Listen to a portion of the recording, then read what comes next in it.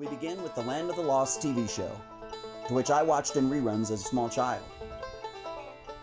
The character of Enik made a very strong impact on me.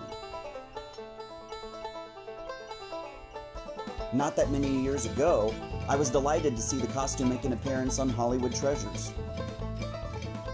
Being a prop and costume maker myself, a friend of mine bet me to see if I could handle the project.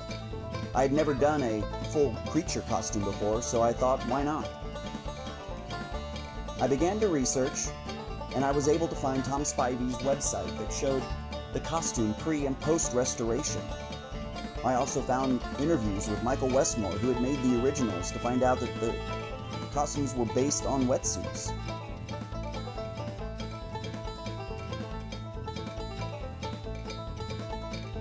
My original sketch was put together to see if it was even possible with a shoestring budget, as well as finding photos of other people that had attempted to make Enik as a costume. But I wanted mine to be as close to screen accurate as possible. I lucked out when I found a full head mask online. All I had to do was make the mouth movable and the eyes able to be seen through. Watching the show, I traced out the best I could the scale patterns, transferred those to EVA foam, and then began the monotonous task of gluing each of them into place.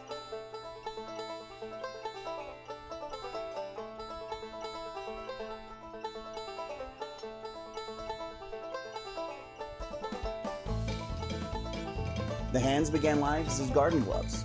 Duct taped the fingers together and using Crayola air dry magic clay, sculpted the features.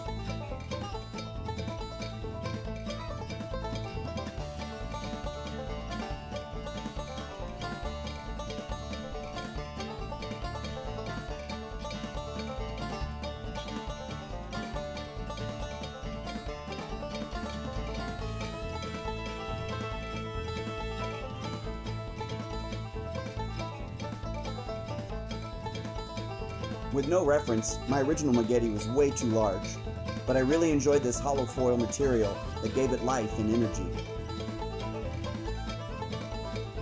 The final one was 3D printed. It was then wrapped with a metallic foil tape that matched the original.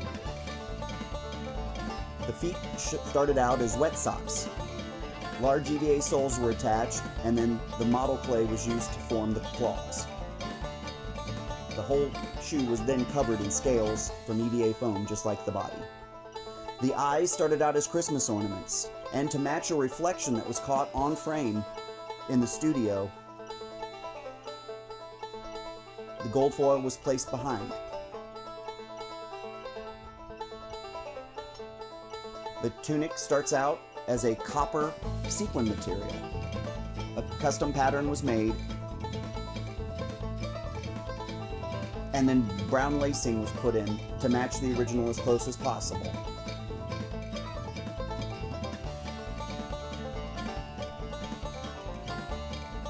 Latex and oil-based paint were used to give the first coat on the painting process.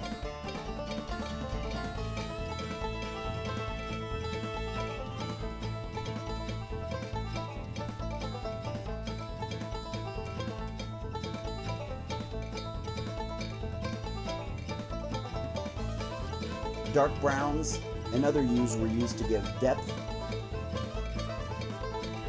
as well as the final detail on the claws.